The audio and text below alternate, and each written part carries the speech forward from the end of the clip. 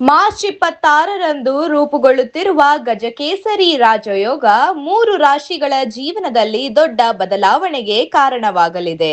ಜ್ಯೋತಿಷ್ಯದ ಪ್ರಕಾರ ಗುರು ಮತ್ತು ಚಂದ್ರ ಒಂದೇ ರಾಶಿಯಲ್ಲಿ ಸೇರಿದಾಗ ಈ ಶುಭಯೋಗ ನಿರ್ಮಾಣವಾಗುತ್ತದೆ.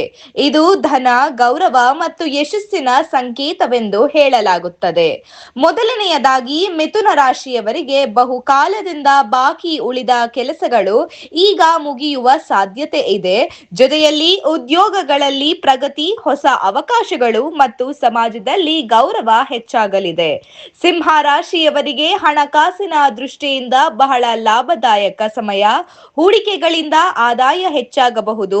ವ್ಯವಹಾರದಲ್ಲಿ ಹೊಸ ಒಪ್ಪಂದಗಳು, ಕುಟುಂಬದಲ್ಲಿ ಸಂತೋಷ ಮತ್ತು ಸಂಗಾತಿಯ ಬೆಂಬಲ ಸಿಗಲಿದೆ. ಕನ್ಯಾ ರಾಶಿಯವರಿಗೆ ವೃತ್ತಿ ಜೀವನದಲ್ಲಿ ಸ್ಥಿರತೆ ಮತ್ತು ಉತ್ತಮ ಹೆಸರು ದೊರೆಯುತ್ತದೆ. ನಿಮ್ಮ ನಿರ್ಧಾರಗಳು ನಿಮಗೆ ಯಶಸ್ಸು ತರುತ್ತವೆ.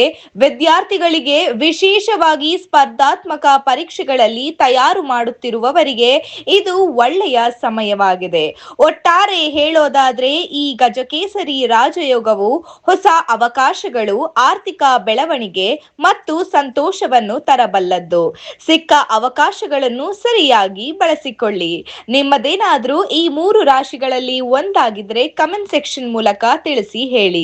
ಮತ್ತು ಇದೇ ರೀತಿಯಾದಂತಹ ಒಂದು ಲೈವ್ ಅಪ್ಡೇಟ್ಸ್ಗಾಗಿ ಸಾರ್ವಭೌಮ ಟಿವಿಯನ್ನ ಫಾಲೋ ಮಾಡಿ ಮತ್ತು ಸಬ್ಸ್ಕ್ರೈಬ್ ಮಾಡಿ.